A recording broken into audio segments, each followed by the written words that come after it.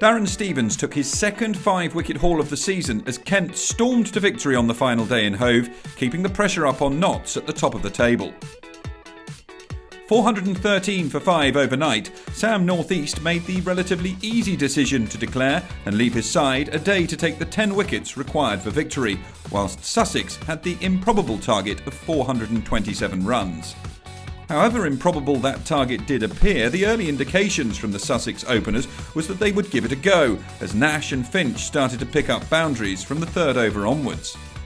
49 without loss at the end of the 12th over, Nash brought up the 50 partnership in emphatic style when he hit Claydon over the ropes for 6.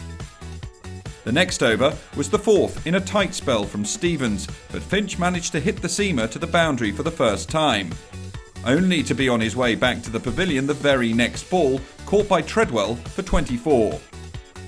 Rawlins was the new man at the crease and he was quickly off the mark, but just as quickly together with a new partner, as Nash became Stevens' second victim when he edged through to keeper Rouse for 31. Van Zyl was the new man in, and he had a lucky reprieve early in his innings when he was put down in the slips off Stevens. But the 40-year-old had his man on the first ball of his very next over, substitute fielder Adam Ball, taking the catch in the slips as Van Zyl went back to the pavilion for a 4-ball duck. Rawlins continued to hold down an end, but Stevens was to strike again in his next over, this time trapping new batsman Evans leg before for 2. Luke Wright was the new man in, sending his first delivery over the boundary for 4. But he was out 3 overs later, Claydon getting amongst the wickets as he removed the batsman LBW for 7. Sussex 83 for 5 at this stage, and in the next over they were 83 for 6, as Stevens completed his 5 for, Rawlins edging through to Rouse for 9. Brown was the new man in and along with Visa offered resistance through until lunch, putting on 19 runs as the home team went in at the interval on 102 for 6. After the break, Stevens started to receive some punishment, notably from Visa, who hit him for a 6 and a 4 in his opening over. With the partnership worth over 50, Northeast decided to change things in his attack, bringing Coles on to bowl. The results were immediate, as the England Lion had Visa caught by Bell Drummond for 25.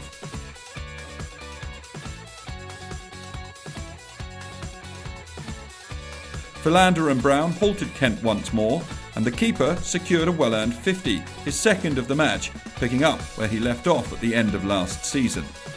But it was a fleeting resistance, as Philander became Cole's second victim when he was caught by Denley for 8.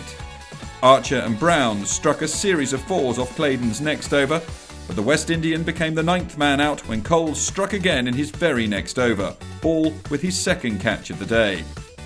It was only a matter of time now before Kent sealed the win, and on the first ball of the 51st over of the innings, Wayne Parnell finally grabbed his first wicket of the innings, having Shazad out, caught by Denley for 5. Sussex 200 all out, giving Kent the win by 226 runs. 22 points for the visitors, and they sit 1 point shy of leaders Notts on 43. Next up, they host Derbyshire. Sussex travel to Trent Bridge.